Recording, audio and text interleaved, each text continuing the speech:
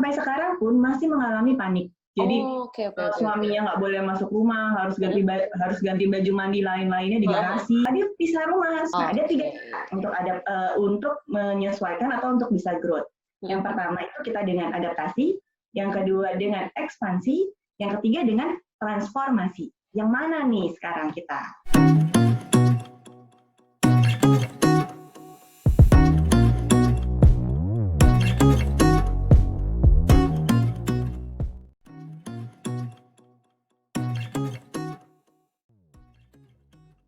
Oke, 96.3 RPK FM Senada seputar anak muda persembahan dari Komisi Pemuda GKI Gunung Sahari. Halo, selamat malam Sobat Muda Mudi. Kembali lagi bersama dengan saya Angel di sini dan saya tidak sendirian, saya ditemani sama co-host saya. Kalau di layar saya tuh co-host saya di bawah, jadi kayak gini. Saya ditemani sama co-host saya Maya. Halo Maya. Hai. Oke, jadi hari ini di tanggal 13 Juni 2020, kami berdua di sini akan membahas mengenai topik yang udah digaung-gaungkan banget. Dari kapan ya? Dari akhir Mei kali ya, Maya? Kayaknya iya deh. Awal Juni juga udah mulai masuk mungkin ya. Iya. Apalagi di Jakarta gitu ya. Apalagi kita di Jakarta, yaitu topiknya adalah New Normal. Nah, atau normal yang baru, seperti itu. Nah, jadi yang kami bawa di sini, yang kami datangkan di sini adalah dua-duanya adalah sama-sama praktisi berarti ya. Jadi yang satu itu adalah psikolog, yaitu bersama dengan Kartika Amelia, empathy psikolog sebagai psikolog klinis dewasa, dan juga dengan Ko Susanto sebagai Master of Art in Counseling. Hai Ko Santo dan Katika. Hai. Oke, nah jadi Ko Santo dan Katika akan menemani kita selama ngobrol-ngobrol nih ya, Maya? Iya, betul banget. Oke, nah aku mau tanya dulu kali ya sama Ko Santo dan juga sama Katika. Siapa aja boleh jawab duluan. Aktivitasnya ngapain aja nih selama baik selama karantina maupun sebelum karantina, itu kegiatannya ngapain aja sih Katika sama Ko Santo sehari-hari gitu? Aktivitasnya apa? Silakan dari Katika dulu. Oke. Jadi apa kabar semuanya? Salam kenal. Biasanya aku dipanggil Tika, jadi langsung panggil Tika aja. Kalau sebelum new normal, karena kegiatannya sebagai psikolog dan punya biro sendiri, jadi biasanya memang lebih banyak ketemu orang, meeting, kemudian karena kegiatan kami salah satunya assessment, jadi untuk rekrutmen karyawan, promosi karyawan, yang semacam itu, pasti akan lebih banyak ketemu orang ya tentunya. Setelah masuk ke fase karantina, semua ketemu itu tidak dilakukan secara tatap muka, tapi ya dilakukan dengan teknologi. Jadi kalau ditanya tetap ketemu orang ya? Betul, tetap ketemu orang, tapi medianya berbeda. Oke. Jadi memang ketemu sama orang terus gitu ya. Kalau Ko Santo, apa nih Ko aktivitasnya? Ya, kalau dari saya lebih ke di konseling sih. Jadi mengkonseling orang face to face. Kalau sekarang sudah menggunakan via medsos. Sudah pakai telepon Vicon ataupun virtual conference begitu. Oke. Ya, ada yang berubah sebenarnya. Oke, berarti kan dua-duanya sama-sama tuntutannya memang harus bertemu dengan orang. Yang satu dua-duanya ketemu klien ya sebenarnya ya. Iya. Iya, oke. Kalau Dek Maya gimana nih? Dek Maya ada perubahan apa, Dek? Ngapain kamu, Mai? Kenapa? Kalau kamu gimana, Mai? Ada perubahan apa gitu dari sebelum dan setelah karantina ini? Kalau dari sebelum dan setelah mungkin sama kali ya, kayak awalnya banyak ketemu sama orang, terus sekarang lebih macem-macem, pokoknya pakai teknologi, internet, pakai by phone kayak gitu. Jadi udah jarang banget yang namanya ketemu sama orang luar gitu, karena memang dari awal dibilang ada corona segala macam di Jakarta gitu ya khususnya, itu langsung nggak kemana-mana gitu loh, karena langsung work from home gitu, jadi apa-apa semuanya dikerjain dari rumah gitu. Dan bersyukur juga sih, maksudnya kerjaan pun segala sesuatunya bisa dikerjakan lewat rumah gitu, karena hanya membutuhkan teknologi internet dan laptop kayak gitu. Kalau Ci Angel gimana, Ci? Karena aku tuh kalau jadi host nggak sendirian, jadi ada yang nanya balik ke aku. Aku kalau jadi host sendirian tuh, aku nanya terus soalnya. Jadi kalau aku, sebenarnya bisa dibilang jadinya sedikit banget sih aktivitasnya, cuma menyenangkan. Karena kan, maksudnya kita meng-cutting masa jalan-jalan itunya loh. Maksudnya kayak selama ini kan naik angkutan umum yang kayak gitu. Jadi sekarang tuh bener-bener kayak cuci mata aja dikit, kayak pakai lipstick aja dikit, ganti baju, terus ya udah kayak cakep gitu kan, ngajar mahasiswanya juga nggak tahu kita. Ya kan? Jadi memang ada bedanya gitu. Nah, kalau aku ada yang baru sih, Ci. Ada sesuatu yang baru tuh dalam arti keseharian aku. Jadi aku tuh pagi-pagi pasti ada waktu untuk olahraga. Wow. Oh, oke. Itu salah satu yang... Jadi kalau yang tepuk tangan artinya apa nih? Semangat, bagus, lanjutkan. Kalau Cienju yang baru. Iya, ada suatu hal yang baru apa? Dari Oke. Masuk dapur. Jadi selama ini kan kita mie Korea aja nih. Kayak Indomie Korea gitu kan. Nah, itu sekarang kita jadinya udah bisa buka oven yang kayak gitu-gitu tuh, jadi kayak masak sih, skill masaknya sih nambah, bener deh gitu. Berarti kalau Maya tadi ada kegiatan olahraga, kalau aku ada skill masak. Nah, kalau Katika sama Kosanto apa nih? Bisa jadi beda nih yang bertambah gitu. Apa kira-kira? Tambah berat badan pasti ya. Makanya tepuk tangan untuk olahraga Maya. Iya, benar. Terus ada waktu untuk ngembangin diri sih jadinya. Jadi di sini misalkan belajar hal baru, contohnya sekarang bisa banyak-banyak baca buku elektronik terkait dengan psikologi tentang IT gitu. Memang sekarang juga permintaannya di bidang IT juga. Jadi hobinya dia mengcoding, mau lihat hal-hal baru seperti apa. Jadi dari Master of Art in Counseling, nah dapat tepuk tangan nih virtual, juga mau Master in IT. Oke. Jadi mengembangkan skill gitu ya di bidang IT. Oke. Emang dari awal tertariknya kayak gitu atau justru baru mengembangkan ketertarikan juga selama karantina kok? Sebelum karantina sudah dikembangkan sih, karena tertarik sih dengan melihat hal-hal baru di internet gitu, di mobile phone, segala apps itu kok bisa ada ya, kok magic ya. Biasanya saya mau tertarik. Aku juga tertarik sih kok, kayak maksudnya penasaran, tapi nggak sampai mau belajarin nih, beda kayak ketertarikan. Oke. Kalau Katika gimana nih Kak? Aku di bulan pertama rajin masak dan rajin olahraga di bulan pertama saja. Tolong di highlight ya. Bisa 1 bulan di bulan pertama. Iya. Tolong di highlight ya. Cuma 1 bulan saya bertahan. Berarti April. Habis itu kayak kita tuh mulai WFH dari bulan Februari akhir. Jadi di Maret. Jadi bulan pertama itu Maret. Betul sekali. Jadi cuma di Maret aja rajin masak dan rajin masuk dapur. Tapi kan begitu masuk ke April itu sebetulnya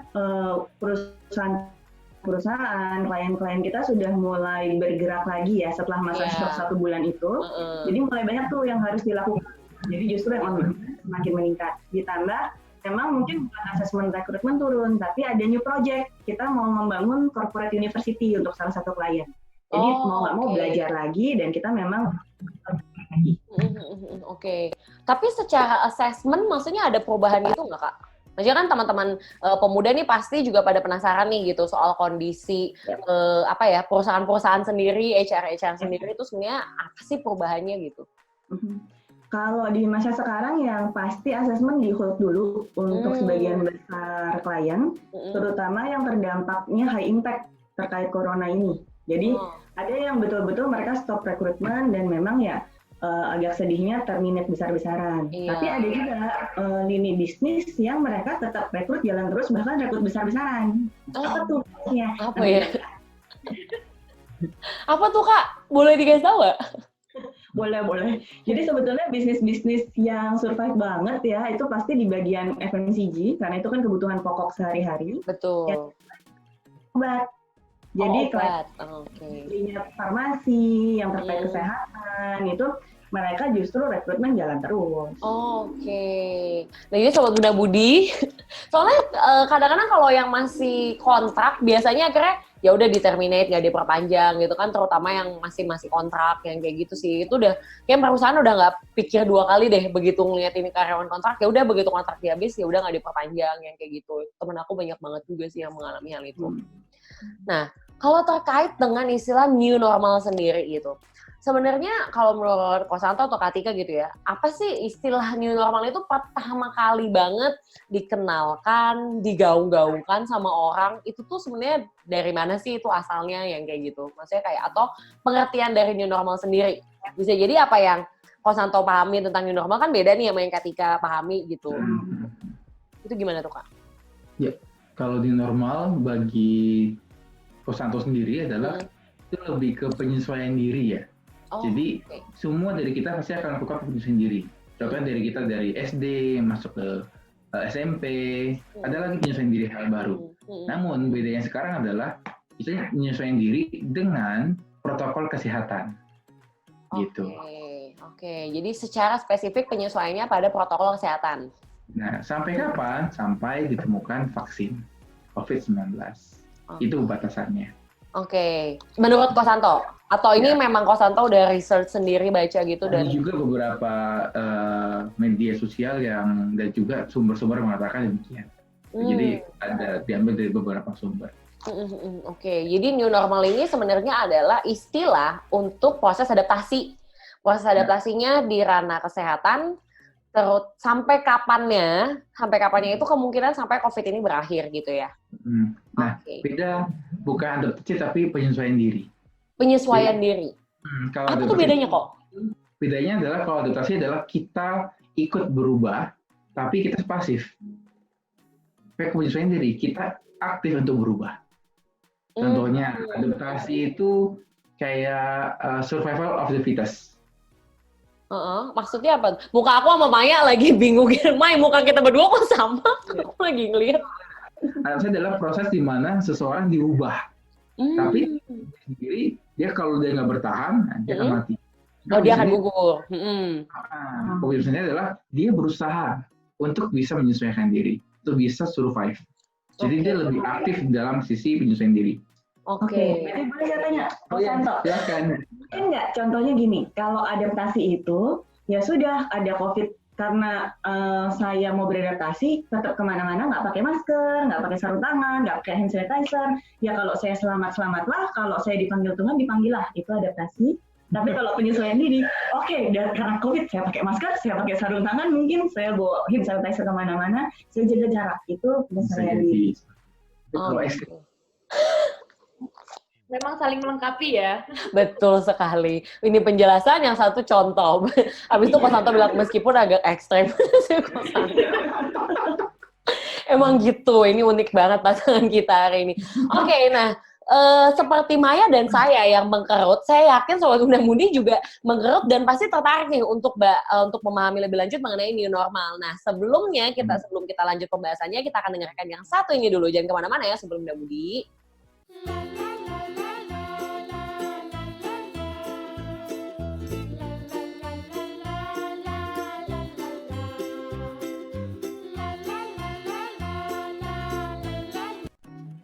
Oke, 96.3 RPK FM kembali lagi bersama kami di Senada seputar anak muda. Hari ini kita ditemanin oleh ada aku, Maya, dan Ci Angel. Halo Ci Angel. Hai, halo Sobat Muda Mudi. Dan juga hari ini ada tamu kita nih, tamu yang sangat spesial. Hari Betul. Ini ada Kosanto dari Konselor. Hai, Sobat Muda Mudi. Dan juga Katika sebagai psikolog. Hai, spesial banget kita bawa 2 orang langsung yang sangat memahami manusia, konselor dan psikolog. Jadi kalau misalkan emang mau bisa langsung hubungi gitu ya Maya? Betul banget. Oke, jadi Sobat Muda Budi, aku juga mau ingetin nih, jangan lupa kalau misalkan rekaman kita ini bisa dilihat di www.radiopritakasih.com dan juga nantinya akan ditampilkan di YouTube GKI Gunung Sahari, juga ada IG Kompa, IGTV-nya Kompa di @kompa_GKI Gunsa, dan juga IG Gunung Sahari. Betul. Di GKI Gunung Sahari. Iya. Ini salah satu upaya kita menuju new normal ya, Mai. Semua kanal-kanal tuh kita aktifkan gitu. Betul sekali, Ci. Dan ya tadi barusan kita baru ngobrol tentang new normal gimana, tentang apa sih keseharian kita, apa sih yang jadinya berbeda gitu ya dari yang sebelumnya. Tadi ada yang cerita juga, kita ketemu nih sama banyak orang gitu, dan sekarang lebih juga oh ya memang harus menggunakan teknologi mungkin dengan online seperti itu. Dan tadi kita juga lagi bertanya tentang apa sih new normal itu gitu. Dan tadi kita baru mendengar dari pendapatnya Kak Santo ya. Nah, tadi katanya Kak Santo itu adanya penyesuaian diri. New normal itu adanya penyesuaian diri, kita ngambil peran aktif terutama untuk aspek kesehatan itu sendiri, karena kita masih belum tahu nih COVID ini akan berakhir. Mungkin akan berakhir pada saat ditemukannya vaksin. Betul. Ya. Nah, mungkin sekarang kita mau bertanya ke pendapatnya Kak Tika. Siap. Gimana nih Kak? Kalau menurut Kakak, new normal tuh apa sih Kak? Oke. Jadi setuju sih dengan yang disampaikan oleh Kosanto, tapi mungkin ada tambahan dari aku. Karena kan new normal ini menurutku ketemu dengan revolusi industri 4.0 yang sudah digadangkan berkali-kali bahwa kita masuk ke era Internet of Things. Jadi sebetulnya menurutku ini percepatan juga. Kalau dulu banyak orang yang relevan atau ragu-ragu gitu ya, aduh kayaknya tatap muka lebih baik daripada kita masuk ke internet, daripada kita melakukan perusahaan. Gara-gara COVID terpaksa kita mau nggak mau adaptasi. Yang ibu-ibu yang biasa lebih suka belanja ke pasar, mau nggak mau belanja online. Bener. Yang biasanya lebih suka beli baju langsung ke toko, sekarang mau nggak mau belanja online. Jadi ada perubahan-perubahan. Dulu kerja work from home itu kayak agak haram. Nanti gimana di rumah main terus? Sekarang work from home. Jadi bener. juga dari segi lifestyle. Jadi kalau menurutku new normal itu bagaimana kita memang harus menyesuaikan diri, nggak cuma dengan perubahan secara protokol kesehatan, tapi ternyata ada perubahan lifestyle, ada perubahan cara kerja, dan perubahan lainnya.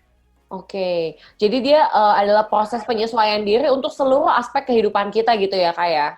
Jadi karena bener banget tuh maksudnya mungkin ada orang yang terutama yang punya bawahan atau staff itu kan pasti akan kayak gimana caranya gue memastikan staff gue kerja nih yang kayak gitu kan. Jadi kayak ternyata sekarang terpaksa gitu. Oke, jadi proses penyesuaian diri untuk segala aspek gitu ya, untuk menghadapi kondisi eksternal gitu. Nah, kalau gitu aku mau tanya deh, apa yang paling dikangenin sama kita semua nih ya, sama kita semua, apa sih yang paling dikangenin now and then gitu. Jadi kayak dulu tuh apa sih yang kita kangenin, yang dulu bisa kita lakukan, tapi sekarang mungkin kita terbatas gitu. Nah, apa tuh yang paling dikangenin? Dari Maya dulu deh, apa Mai? Mungkin kalau aku ini kali ya, lebih bebas untuk kemana-mana.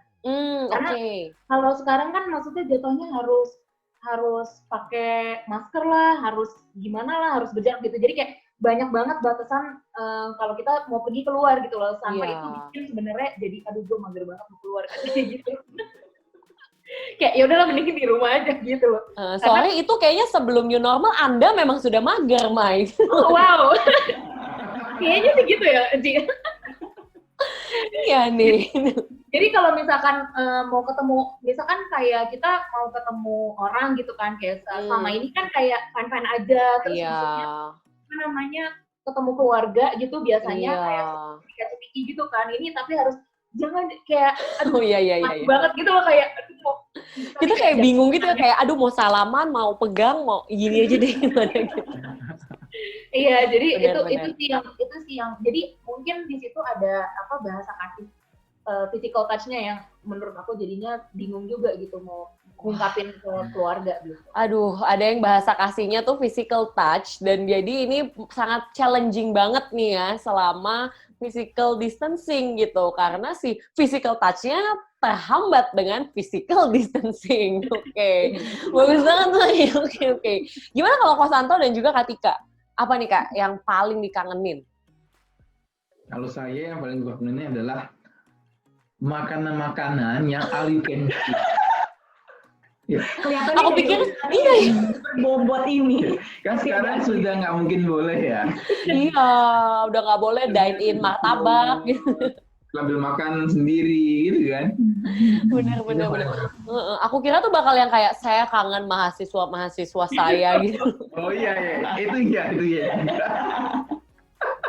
Ini makanan kantin ternyata yang dikangenin. Kan sekarang kebutuhan pertama premier adalah hidup dulu ya, makan dulu ya. Benar. Baru kita bisa menyesuaikan diri ke aspek yang lain gitu. Oke, kalau Kak Tika gimana Kak? Kalau aku kangen nongkrong atau kerja di kafe-kafe kopi kekinian. Karena memang dari dulu kan di kantorku di HCC itu jam kerja fleksibel, masuk kerja pun fleksibel, jadi lebih relax, kita bisa tuh siang-siang kerja barengnya di kafe atau di mana. Nah, aku kangen banget tuh momen di mana minum kopi kekinian yang enak dan penuh gula itu ya, sambil kerja, sambil ngeliat orang-orang lalu-lalang di mall, itu kan bisa lagi bisa. Iya. Kalau Cienjo sendiri gimana? Kalau aku sendiri mungkin aku kangen sama kebebasannya gitu ya. Maksudnya kayak maksudnya sekarang tuh kalau kita pergi yang ribet tuh pas pulang. Kayak cuci kan keramas, terus baju tuh mesti dipisahin, kayak bawa tas, bawa dompet semuanya disemprotin, disinfektan. Jadi kayak prosesnya ribet banget kan, begitu kita nyampe rumah. Terus kayak bajunya harus sudah disiapin sebelum kita berangkat kan, jadi udah disiapin di deket kamar mandi gitu. Jadi kayak the freedom-nya itu sendiri kali ya, maksudnya yang dikangenin gitu loh, kayak bebas untuk kemana-mana. Kayak kita emang bener-bener take it for granted nongkrong di Mall Kelapa Gading. Golden Trolley kalau pemuda GKI Gunung Sahari itu di Golden Trolley. Pasar Baru lah kita nongkrong. Makan rujak di Pasar Baru tuh kita sangat dulu tuh take it for granted banget, makan bakmi gitu tuh. Aduh. Kayak lebih ke situ sih. Tapi bisa dibilang berarti maksudnya kondisi saat ini pun sebenarnya berubah ya, Ci ya? Iya. Kayak apa namanya, banyak hal yang pada akhirnya kita coba untuk adaptasi, kita coba untuk ikutin, menyesuaikan diri ya. Menyesuaikan diri tadi, apalagi ada dari pemerintah juga soal PSBB gitu. Dan sekarang new protokol kan. The new protokol. Nah, tapi ya ngomongin soal si new normal sendiri nih Kak, maksudnya kalau beda sektor, penerapan new normalnya akan terpengaruhi nggak tuh? Maksudnya akan jadi beda-beda juga nggak tuh? Kalau menurut Kak Tika atau Kak Santo, maksudnya apakah new normal ini itu tuh beda sektor kerjaan atau beda area gitu? Misalnya kayak, oh ya kalau misalkan sektornya emang cuma yang kayak sektor hiburan ya, mungkin new normalnya akan terpengaruhi di sisi seperti apa? Kalau misalkan nanti itu sektor pendidikan tuh akan penerapan new normalnya tuh akan berbeda loh, dia akan seperti ini yang kayak gitu. Kalau sejauh ini tuh gimana sih Kak? Ya, itu sih pasti Angel ya, karena kan setiap sektor itu ada klasifikasinya sebetulnya, ada yang high impact, ada yang medium impact, ada yang low impact. Nah, sektor impact itu mungkin nggak berasa, bahkan happy-happy aja. Misalnya yang sudah masuk ke e-commerce gitu, ya buat mereka mungkin ini justru masa panen nih, semua orang belanja secara online. Itu berarti yang low impact ya? Itu low impact, tapi ada yang kena di medium impact atau high impact. Kalau medium impact mungkin harus melakukan penyesuaian, tapi di satu titik bisa masih balance atau masih bisa oke lah survive. Misalnya sektor restoran atau makanan, mungkin jadi nggak ada yang bisa datang ke sana, tapi mereka bisa delivery atau take away. Take away, dan take away ini pun udah ada kan sebelumnya.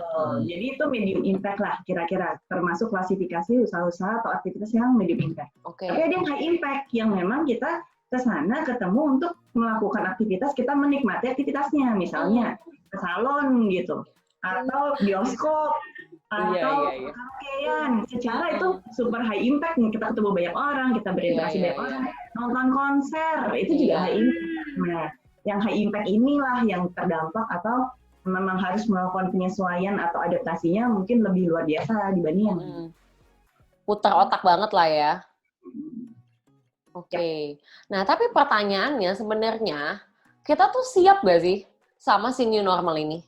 Gitu. Kalau menurut Kak Tika, Kak Santo gitu, sebenarnya kita siap gak sih? Maksudnya kita as in Jakarta, as in Indonesia, as in a person pun Karena Kosanto dan Katika nih dari konselor dan psikologi, ini sebenarnya sebagai as a person, as a human being, apa sih proses-proses yang harus dilewati gitu untuk bisa menerima si new normal ini? Oke, pertanyaan yang bagus ya. Kalau pertanyaannya siap atau enggak, seluruh dunia tidak ada yang siap. Semua negara tidak ada yang siap. Karena ini mendadak, tiba-tiba, tidak terprediksi. Jadi kalau ditanya siap nggak, seluruh dunia tidak siap. Tapi setiap orang itu tingkat kesiapannya beda-beda. Jadi ternyata setelah ya dengan segala kemendadakan ini kita lakukan riset, sebenarnya ada 3 tahap yang akan dilalui seseorang saat mengalami atau menghadapi hal baru, terutama katakanlah new normal. Oke, ada 3. Disebut dulu Kak, apa 3-3-nya? Disebut dulu. Jadi ada fear zone, ada learning. Ada... Oke, jadi ada fear, ada learning, dan ada growth. Nah, sebelum kita bahas lebih lanjut nih, Mai, gimana nih, Mai? Sebelum kita bahas lebih lanjut, kita langsung bahas atau gimana nih? Kayaknya kita tunggu dulu kali ya. Oke. Karena kita akan dengerin yang satu ini dulu sebelum kita lanjutin perbincangan kita yang sangat sudah mulai memanas ini. Oke, jangan kemana-mana ya, Sobat Muda Mudi. Dah.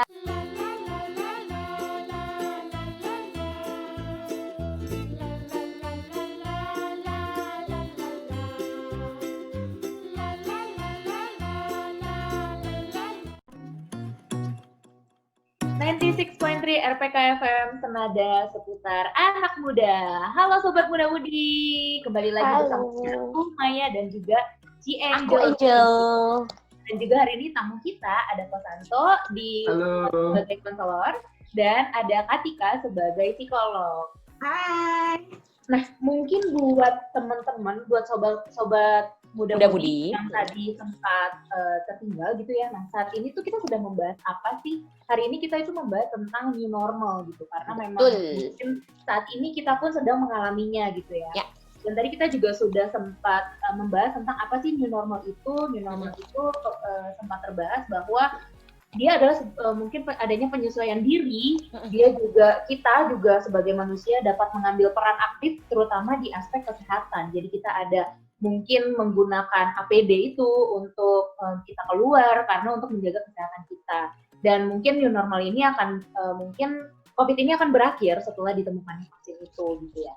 Dan juga tadi sebenarnya kita sempat membahas tentang ada nggak cuma aspek kesehatan gitu ya Maya ternyata ya. Ya nggak cuma aspek kesehatan doang gitu. Dan ternyata dampaknya ini berbagai macam gitu ya Ci. Ada yang low, ada yang medium impact, bahkan ada juga yang high impact. Iya. Karena dampaknya tuh sangat besar gitu. Dan memang kita tidak bisa memungkiri bahwa new normal ini dan dengan adanya penyakit ini itu sangat berdampak buat kehidupan kita saat ini gitu. Betul. Dan juga tadi terakhir kita membahas tentang sebenarnya dari sini itu ada beberapa tahapan ya.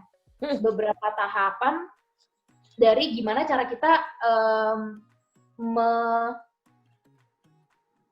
menyesuaikan diri, iya, untuk bisa menghadapi si new normal gitu ya. Betul. Yang pertama itu tadi sudah disebut ada fear, learning zone, dan growth zone. Oke, jadi kita bisa aja nih Sobat Muda Mudi untuk menyimak dan juga mungkin nanti bisa menyadari, oh ternyata saya sedang berada di zona yang mana. Gitu ya, zona fear, zona takut, atau zona learning, zona belajar, dan zona grow atau zona pertumbuhan. Oke, apa nih Kak? Apa sih C? Apa sih aku mau tahu? Gitu. Oke, jadi gini, saat kita menghadapi hal baru itu respon orang biasanya berbeda-beda, tapi ada polanya. Yang pertama mungkin sambil kita self-check nih. Saya sekarang ada di mana sih? Nah, kita mulai self-assessment bahasanya. Nggak usah pergi ke situ. Gratis ya self-assessment-nya ya. Pertama, coba kita ingat-ingat, pertama kali dengar tentang COVID, apa sih yang kalian pikirkan? Apa sih yang kalian rasakan? Biasanya orang pertama kali masuk ketemu dalam zona fear atau takut dan panik. Contohnya apa? Orang yang ada dalam zona fear. Satu, mereka mungkin dengan panik nimbun hand sanitizer, nimbun masker, nimbun mie, nimbun makanan. Ada tuh di awal-awal fase COVID, mama teman saya datang, teman saya share gitu. Mama saya tuh tiba-tiba pulang bawa berkardus-kardus kornet. Terus ditanya, "Ma, ini buat apa? Mau buat sumbangan panti?" "Oh enggak, ini buat kita makan selama COVID." Iya. Panas, selama berapa bulan makan kornet aja. Tapi itu karena orang panik. Iya, benar. Nggak bisa berpikir dengan jernih. Nah, itu salah satu contoh kalau orang ada di zona panik. Terus contoh lainnya ada di zona panik dan fear adalah semua informasi negatif dimasukkan ke dalam kepala, tidak difilter sama sekali, lalu membuat semakin takut. Yang kedua, mereka menyebarkan aura-aura panik, aura-aura ketakutan. Jadi, habis terima info negatif, langsung share. Mau benar, mau itu hoax, mau informasinya terjamin, tidak terjamin, semua langsung di-share ke orang-orang. Dan kalau berkaitan sama orang, bawaannya, tahu nggak sih, ya ampun, ini tuh gini, hebohnya luar biasa, tapi kadang kalau dipikir-pikir, agak nggak masuk akal juga ya. Iya.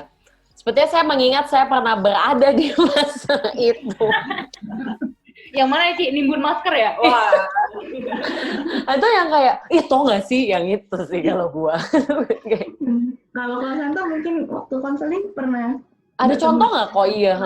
Panik gitu. Untuk yang fear zone tuh ada beberapa klien yang muncul kembali paniknya, muncul kembali anxiety-nya. Dimana dulunya dia oke-oke aja, bisa bertahan, tapi sekarang ini dia masuk ke dalam fase serba takut dengan benda-benda kimia. Semasa COVID langsung naik. Takutnya dengan cuci tangan, sebagainya, dengan ada weapons, ataupun hal lainnya, itu membuat dia berpikir bahwa ini kalau saya hirup, kalau saya terhirup, ini akan buat racun nggak ya di tubuh saya. Merasa bahwa ada yang bisa membuat dirinya terluka gara-gara menghirup itu. Jadi rasa ketakutan seperti itu. Gitu ya, kemana-mana, nggak cuma panik karena tentang COVID-nya, tapi panik yang lain-lain. Digeneralisir gitu ya. Oke. Muncul dengan Oke. Gimana, Mai? Kamu pernah nggak, Mai, berada di zona ini, Mai? Mungkin awal-awal aja kali ya, tapi awal-awal mungkin karena tahu ada ini di Jakarta, tapi terus langsung awalnya sih sebenarnya kayak jujur ini aku tipe orang yang awalnya gini ya, pas tahu kan terus masih ada waktu ke gereja gitu kan. Iya. Aku tuh kayaknya termasuk salah satu. Sampai minggu Prapaskah 5 aku ingat banget deh kayaknya. Aku salah satu orang yang kayak ya udahlah, kenapa harus kayak lebay banget nih orang-orang gitu loh. Tapi memang sebatas kayak, karena kan maksudnya kalau di gereja kan kayak masih yang salam kayak gitu kan. Iya. Awal-awal ya. Iya, awal-awal, karena kayak maksudnya ya udah nggak apa-apa lah, salam kan. Toh nanti kita kalau memang tinggal mengikuti protokol yang ada, maksudnya misalkan habis salaman ya kita ntar cuci tangan atau gimana gitu kan. Ternyata makin kesini gitu, makin ternyata sebegitunya ya. Separah itu gitu. Aku tipe yang gitu sih, jadi nggak takut gimana banget sih, karena aku sejujurnya kayak maksudnya merasa ya selama aku bisa menjaga diri, maksudnya menjaga kesehatan dengan ngikutin, terus kan abis itu kan muncul kan harus ngapain, ada apa yang bisa kita lakukan, nah selama kita bisa ngikutin hal itu, jadi aku ngerasa kayak ya udah masih fine aja gitu.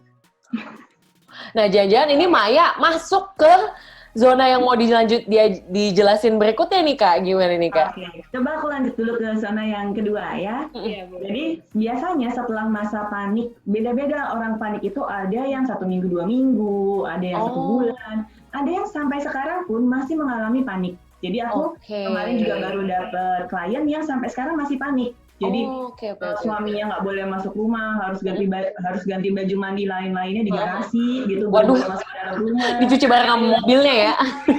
Betul, dia pisah rumah suaminya di rumah yang mana? Nah dia ikut ke rumah mamanya, karena dia masih harus kerja. Jadi dia saking takutnya nanti anaknya kenapa-kenapa, mereka pisah dulu gitu. Itu masih dalam zona panik.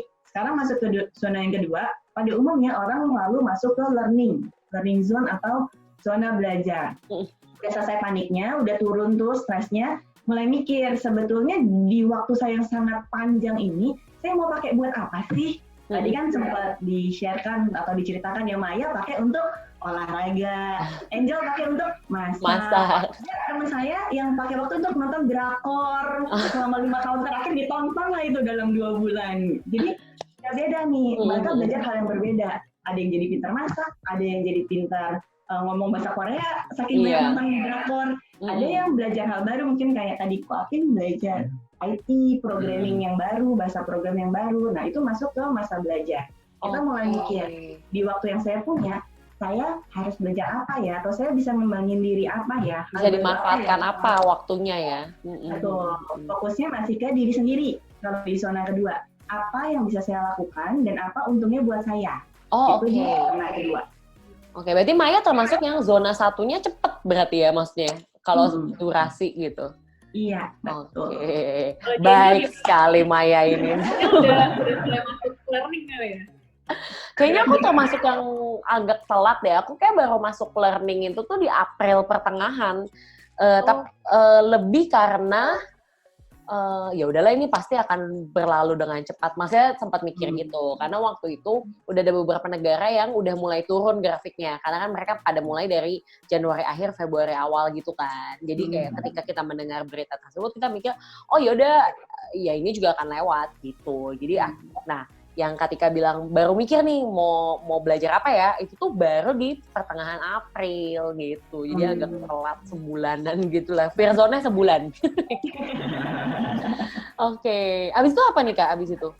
Oke, kalau orang sudah sampai di fase learning, ini ada yang stuck atau stop, ya udah di learning aja untuk diri sendiri. Oh tapi bisa? Ada bisa, ya udah stop untuk diri sendiri. Tapi ada yang lanjut ke growth zone. Growth zone itu adalah zona pertumbuhan atau zona bertumbuh. Yang ada di sini adalah mikir, apa ya yang bisa saya lakukan untuk orang lain? Apa yang bisa saya kontribusikan untuk orang lain? Jadi khasnya kalau learning itu belajar untuk diri sendiri, kalau di growth zone kita mulai berpikir, saya bisa melakukan apa ya buat orang lain? Dan itu macam-macam sekali. Misalnya nih, ada mama-mama yang biasanya di rumah nyalon, terus arisan, gara-gara nganggur, oke, mulai ngejahit masker kain dan bagi-bagi. Itu bisa. Ada lagi yang menggalang teman-teman untuk bikin bakso, terus kita bagi-bagi sembako ke orang-orang sekitar. Gitu ada. Kalau di GKI Kayu Putih itu mereka ada yang gerakan pergi ke nelayan beli ikan, terus dipasakin dijual ke ibu-ibu yang jemaat di sana juga. Jadi itu gimana ya caranya membantu orang lain, saling menguntungkan orang lain. Apa yang bisa saya kontribusikan untuk orang lain? Nggak cuma orang lain gereja, nggak cuma orang lain keluarga, tapi ada yang untuk perusahaan. Jadi misalkan nih, wah di tempat kerja saya gara-gara new normal butuh cara absen yang baru, atau butuh cara memantau pekerjaan yang baru. Dia itu ada platform-platform apa sih, ada aplikasi-aplikasi apa sih, terus dia sharing ke atasannya, bisa loh pakai aplikasi ini ngebantu kita kerja lebih efektif, atau bisa loh pakai platform ini ngebantu kita kerja lebih efektif. Nah itu juga termasuk dalam growth zone sebetulnya, kalau dilakukan untuk membantuin orang lain atau orang lain. Oke. Kalau dari Kosanto kok, mungkin kalau misalnya di ranah pendidikan atau dari pengalaman Koko sendiri gitu ya, bentuk-bentuk grow dari orang-orang itu seperti apa sih kok bentuk pertumbuhannya?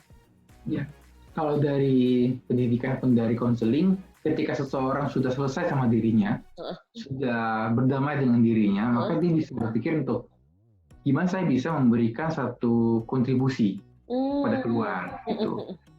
Mulai dari hal-hal yang kecil. Contohnya pada mahasiswa, mereka ada yang IPK-nya tinggi dengan IPK-nya rendah, kita akan memberikan kontribusi pada mereka. Misalkan IPK-nya 3,5 ke atas, kita dukung untuk memberikan kegiatan mentor. Gitu. Gitu. Pada mereka mahasiswa yang IPK-nya memang di bawah 2. Inilah proses-proses learning dan kemudian jadi growth. Itu menjadi, dan kita memberikan apresiasi di sana dengan memberikan rating seperti ini bagus, ini excellent, sebagainya. Itu menjadi tolak ukur keberhasilan seorang. Jadi seperti itu. Nice juga ya. Ya. Jadi sesama mahasiswa tetap, walaupun mahasiswa bisa berimpact dan bantu orang juga ternyata ya. Jadi memang kalau kita mau impact tuh kalau dari perbincangan ini pun ya nggak lihat umur sih. Jadi siapapun sebenarnya kalau memang kita bisa ya kita mau untuk bantu ya kita bergerak gitu. Tentunya termasuk sobat muda-mudi juga ya Ma ya. Betul. Oke. Abis ini apa Ma? Kita mau bahas apa? Nah, sebenarnya ini sih, kan kalau tadi kan mungkin kita ada bahas terkait kita berada di zona yang mana gitu. Oke. Nah, sebelum kita bahas. Iya ya, sebenarnya ada nggak sih cara yang mungkin bisa kita lakukan supaya kita bisa growing yang tadi gitu. Oke. Kalau saya masih di learning, gimana bisa ke growth gitu ya? Ada nggak Kak Tika caranya Kak? Oke, jadi kalau kita bicara tentang caranya, ini lebih ke orang itu punya tujuan atau punya arah kemana. Karena kenapa? Walaupun di learning, ada yang learningnya jadinya kayak learning kemana-mana tapi nggak ada tujuan. Misalnya nih, banyak webinar gratis, banyak belajar gratis, semua aja diikutin apa? Biar ada kegiatan, tapi nggak ngerti. Oh, oke. Nah, itu Jadi sebenarnya ada caranya gitu ya Kak ya? Ya, betul. Jadi ada cara supaya kita bisa learning dan growth yang berarah supaya kita semua kan punya waktu 3 bulan katakanlah di rumah nggak ngapa-ngapain dalam tanda petik gitu. Ada yang dalam 3 bulan dia tiba-tiba jejeng punya skill baru atau tiba-tiba jadi canggih banget masak sesuatu, tiba-tiba bisa jadi badannya kotak-kotak, perutnya kayak roti sobek gitu, terus dia bisa jadi instruktur senam di internet. Setelah 3 bulan ya udah masih sama-sama aja gitu. Tapi terus nggak ada nih yang bisa dipraktekkan. Nah, itu agak sayang kan, karena kan kita punya waktu yang sama sebetulnya untuk kita optimalkan. Nah, ada 3 untuk menyesuaikan atau untuk bisa growth. Yang pertama itu kita dengan adaptasi, yang kedua dengan ekspansi, yang ketiga dengan transformasi. Yang mana nih sekarang kita? Oke, itu dia sneak peek dari perbincangan kita yang selanjutnya. Betul sih Angel? Betul. Ya, jadi jangan kemana-mana ya Sobat Muda Budi, karena setelah ini kita akan membahas cara-cara ya. Dan mungkin cara-cara ini juga bisa kita gunakan dalam kehidupan kita juga gitu dalam menghadapi new normal ini. So, jangan kemana-mana. Waktu Tuhan pasti yang terbaik, walau kadang tak mudah dimengerti, lewati cobaan ku tetap percaya waktu Tuhan pasti yang terbaik. Oke, 96.3 RPK FM senada seputar anak muda persembahan dari Komisi Pemuda GKI Gunung Sahari. Halo Sobat Muda Mudi, dimanapun kamu berada, selamat pagi, selamat siang, atau selamat malam. Karena kan ceritanya bisa diputar kapanpun nih ya. Gitu. Nah, jadi Sobat Muda Mudi ketemu lagi sama saya Angel dan host teman saya, yaitu adalah Maya. Nah, di sini juga kami nggak berdua, kami ditemani oleh Anto dan Kak Tika. Gue kayak tebak-tebakan. Gak apa-apa. Jadi sebelum Budi kita sudah selama 45 menit kita membahas mengenai topik yang lagi sering digaung-gaungkan gitu ya sama orang-orang, yaitu new normal. Dimana akhirnya kita menyadari bahwa tadi kita udah, kalau kata Katika, self-assessment gitu ya. Kita menilai diri sendiri, kita ada di zona mana.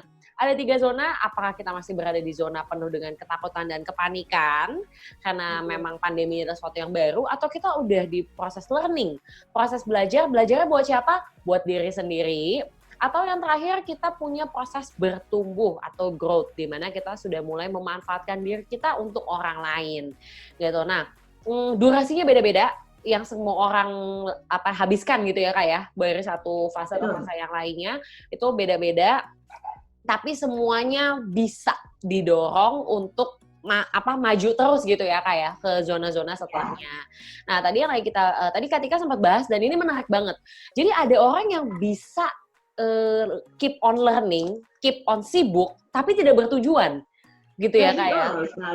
Nah, itu gimana tuh Kak? Maksudnya apakah itu sesuatu yang perlu disadari untuk diubah, atau ya udah biarin aja kalau dia mau kayak gitu? Yang kayak tadi Kakak bilang, maksudnya kalau mau jadi sibuk ya kamu bisa nonton semua drama Korea yang di launching 5 tahun terakhir, nonton dari pagi sampai malam gitu ya. Ya sibuk nggak? Wah sibuk banget gue. Gitu deh. Tapi apa tuh yang membedakan gitu kan? Betul banget. Nah, ini di kuartal keempat ini akan full dengan tips. Jadi tolong diambil kertasnya. Ini yang dinanti. Jadi catat banyak-banyak. Oke. Jadi yang pertama sebetulnya kita mesti lihat dulu, ini momen yang bagus banget untuk kita sama-sama refleksi. Sebetulnya apa sih yang saya kejar dalam hidup ini? Saya mau jadi orang yang seperti apa, hal-hal apa yang penting buat saya. Jadi di situ kita bicara tentang value apa atau nilai-nilai apa yang kamu punya. Dan mungkin banget value kita sebelum ini dengan setelah COVID shifting atau berubah. Misalkan dulu value-nya adalah saya suka new challenge, saya suka new things, saya suka new experience, saya nggak butuh kemapanan. Yang penting saya coba hal baru. Kalau kerja, pokoknya aja pindah-pindah. Buat jalan-jalan keliling dunia. Begitu COVID baru mulai kepikir, oh ya ternyata family penting ya, ternyata spend time itu penting, punya teman baik itu berasa banget buat tempat curhat, ternyata punya waktu sama keluarga jadi penting, bisa jadi shift. Shifting value ini perlu kita redefine lagi. Kalau dulu mungkin karena masih ngerintis usaha atau baru mulai kerja, jadi jam kerja dari pagi sampai malam di kantor. Nah sekarang mulai mikir, worth it nggak sih sebetulnya saya melakukan itu? Atau apa yang sebetulnya penting betul-betul buat saya jalani hidup ini? Jadi kita perlu cek value kita apa. Kalau misalkan bingung value itu apa sih Kak? Cara ngeceknya gimana sih? Ada kok alat tesnya. Jadi nanti boleh coba tanya ke Maya di bawah. Maya salah satu yang membuat alat tesnya. Kita bisa cek sama-sama value kita apa. Kalau sudah kita apa, kita perlu yang kedua lihat apa yang jadi kebutuhan saat ini. Apa yang dibutuhkan perusahaan, apa yang dibutuhkan orang lain, apa yang kita sendiri butuhkan, karena kita pasti akan berubah. New normal berarti tidak akan kembali ke normal yang baru. Apa yang dulu dianggap sebagai sesuatu yang biasa, sekarang tidak lagi. Apa yang dulu tidak pernah dilakukan, sekarang dilakukan. Jadi kebutuhannya akan berubah. Nah, kita lihat apa sih yang jadi kebutuhan-kebutuhan di masa sekarang. Tadi share ada 3 hal. Menyesuaikan dengan perubahan. Yang pertama adaptasi, yang kedua ekspansi, yang ketiga transformasi. Kita pertama adaptasi dulu. Nah, adaptasi itu adalah orang tetap dengan skill yang dia punya, tetap dengan wawasan pengetahuan yang dia punya, tapi ya udah disesuaikan dengan kondisi new normal. Kalau misalkan contohnya mungkin paling gampang psikotes. Saya kalau dulu psikotes tatap muka, sekarang psikotes menggunakan online. Sama-sama tetap psikotes, tapi dulu tatap muka, sekarang psikotes online. Atau restoran. Kalau dulu restoran itu menyediakan makanan pelanggannya datang, sekarang bisa take away atau bisa delivery. Itu namanya. Jadi skillnya tetap sama, tapi cara penyajiannya ke lingkungan itu yang diubah atau berbeda. Mungkin boleh dicek adaptasinya gimana kok? Kalau dari konseling itu, kalau dulu tatap muka benar, sekarang udah diubah flow-nya menjadi online. Gitu. Justru dengan online ini banyak orang-orang yang lebih mau terbuka, khususnya mereka yang memiliki kesulitan di mengekspresikan diri ketika tatap muka langsung. Kalau konseling online nggak pakai video gitu ya kok ya? Video ada, cuma kan distance ya, jadi itu lebih secure bagi mereka. Gitu. Karena dia berhadapannya sama mesin lah ya gitu ya buat dia. Khususnya ini mereka yang memiliki problem di kenyamanan diri, terus kemudian percaya diri, lalu anxious, kecemasannya mulai bertumbuh. Dan dengan sosial media, dengan video-video conference itu membantu mereka untuk bisa reach out. Bener juga ya. Oke. Jadi itu yang pertama tuh. Pertama, adaptasi. Jadi tetap sama skillnya, tapi cara penyajiannya berbeda. Berbeda. Nah, yang kedua adalah ekspansi. Kalau ekspansi itu ada perkembangan, ada yang lebih dibanding yang sebelumnya. Kalau tadi saya share, misalkan biasanya kita tes fokusnya ke perusahaan untuk rekrut orang. Nah, sekarang bisa jadi tesnya langsung ke personal untuk pengembangan. Jadi itu ada perubahan. Atau contoh lain ekspansi, ada rekan saya yang punya bisnis cleaning service. Selama ini yang tagline-nya adalah kami bersih-bersih rumah Anda. Nah, sekarang ditambah aspek hygiene-nya. Jadi kami bersih-bersih dan mendesinfektan rumah Anda. Jadi diberikan di sana. Nggak sekedar bersih-bersih loh, tapi ada bersih-bersih plus-plus. Kalau punya restoran paling gampang biasanya take away aja. Dia sekarang beli mesin bisa frozen food. Jadi makanannya bisa di frozen, dibumbuin sendiri di rumah si pembelinya. Jadi ada perkembangan tuh, ada layanan yang lebih yang tadinya nggak ada, jadi ada. Kita juga bisa ekspansi. Apa yang selama ini kita bisa, selama ini kita punya, kita tambah, kita belajar hal baru sehingga itu jadi lebih ultimate lagi. Mungkin Bos Anto yang belajar IT boleh di-sharing nggak pengalamannya ekspansi? Jadi lebih besar gitu. Iya, kalau yang sekarang ini secara pribadi ya, pribadi itu belajar nggak cuma psikologi tapi juga ke ranah IT gitu. Dan semua mulai dari YouTube aja. Kita buka YouTube, kemudian nonton, terus pelajari, terus beli bukunya, terus kemudian trial error. Nah, situlah ekspansi dimulai. Ketika banyak salah, terus jadi tahu banyak yang benar gitu. Kemudian nggak cuma satu hal dipelajari, kira lagi gimana caranya bisa bangun tim dengan seperti ini, bisa bantu orang lain, sehingga kita belum belajar tentang dokumentasi. Gimana caranya bisa meramukan apa yang dipelajari jadi orang lain bisa gampang membacanya. Nah, expand bener dah nih si Konstanto nih. Setelah itu naik lagi bahwa gimana caranya supaya kita bisa mengelola bahwa apa yang dipelajari, apa yang dibagikan, kemudian bisa dipantau, gitu perkembangannya. Itu namanya masuk ke dalam Scrum, terus jadi Scrum Master. Jadi kata kuncinya hybrid sebetulnya. Kalau dulu orang psikologi ya cuma tahu psikologi, orang IT cuma tahu IT. Sekarang orang psikologi belajar IT, orang IT belajar psikologi. Mungkin gitu kalau di ranah psikologi. Mungkin kalau di bidang marketing, dulu marketing aja, sekarang marketing plus apa? Atau sosial media gitu kali ya jadinya ya. Jadi masanya sekarang kita nggak cuma bisa atau belajar satu ranah ilmu, tapi kita belajar juga kira-kira ranah ilmu ini terkait dengan bagian-bagian apa. Jadi kita punya pengetahuan atau skill yang ada sisi plusnya. Oke, dan itu yang kedua, yang terakhir nih berarti ya. Yang terakhir itu adalah transformasi. Jadi kalau transformasi ibarat dari ulat menjadi kupu-kupu. Jadi benar-benar berubah. Kalau tadi ekspansi kan masih ada hubungannya sama apa yang kita bisa. Kalau transformasi betul-betul berubah dari apa yang sebelumnya kita bisa. Contohnya dari bisnis. Misalkan ada rekan yang lain punya bisnis konstruksi. Jadi mereka punya lahan sekian ratus hektar, tadinya mau dibuat perumahan, gara-gara ini kan ya pembangunan lagi terhenti nih. Terus mau jual rumah agak berat gitu ya. Pikir apa kira-kira lahan ini lahan nganggur, orang-orangnya tetap harus kerja, apa yang bisa dilakukan? Berubah mereka jadi persawahan. Jadi lahan itu diubah jadi sawah, mereka kerjasama dengan petani-petani yang ada di sekitar sana, menghasilkan gabah, menghasilkan beras. Beras ini jadinya bertonton. Jadi mereka bergeser, betul-betul totally different, tadinya konstruksi perumahan, berubah jadi persawahan. Gimana dengan kita? Ada lagi yang salah satu rekan, mereka atau dia tadinya adalah IT manager di salah satu perusahaan besar. Itu ada waktu luang, tadi dia evaluasi apa ya value saya, apa ya hobi saya, sukanya nyanyi. Siapa namanya?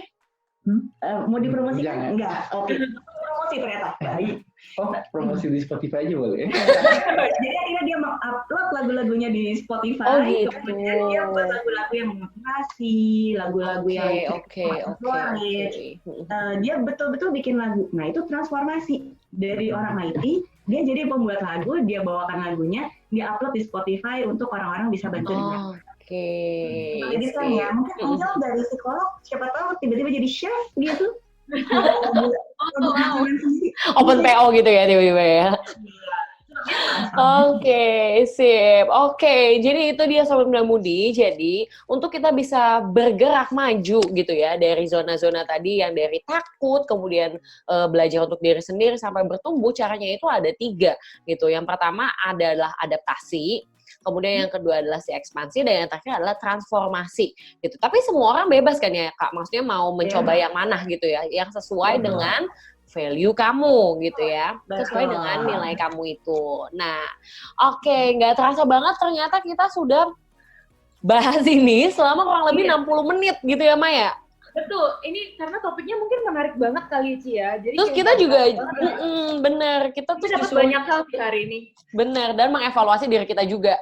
Betul. Iya, apalagi ini udah di pertengahan Juni, kita juga udah ada protokol-protokol baru juga gitu kan. Jadi ini emang benar-benar pas banget untuk membekali Sobat Muda Mudi. gitu. Dan mungkin nanti ketika Sohun Mudi mulai aktif lagi, mulai mencari kerja lagi atau mulai balik ke kerjaan yang lama sekalipun, ini menjadi waktu yang tepat untuk mengevaluasi value teman-teman saat ini seperti apa dan apa yang perlu dikembangkan dari dirinya. Oke deh, terima kasih banget Ko Santo dan Kak Tika. Terima kasih buat semuanya. Tapi aku ada mau share satu ayat nih, Ci. Jadi dari Boleh, Mai. Ya 29 ayat 11. Itu tuh dibilang, sebab aku ini mengetahui rancangan-rancangan apa yang ada padaku mengenai kamu, demikianlah firman Tuhan, yaitu rancangan damai sejahtera dan bukan rancangan kecelakaan, untuk memberikan kepadamu hari depan yang penuh harapan. Oke, betul banget. Ya, buat teman-teman yang sedang menghadapi ini, tenang aja karena segala sesuatunya memang sudah dirancangkan juga. Dan yang pastinya selamat mengubah diri. Berprogres, betul. Oke, sip. Thank you banget Kak Tika, thank you banget Ko Santo. Maya, thank you sudah menemani juga. Terima kasih buat Muda Mudi yang sudah bersama dengan kami. Sampai bertemu lagi minggu depan di jam yang sama, jam 8 malam sampai jam 9 malam di 96,3 RPK FM. Senada seputar anak muda, bersama dari Komisi Pemuda GKI Gunung Sahari. Stay safe and stay healthy. Sohun Mudi, sampai ketemu minggu depan. Dadah!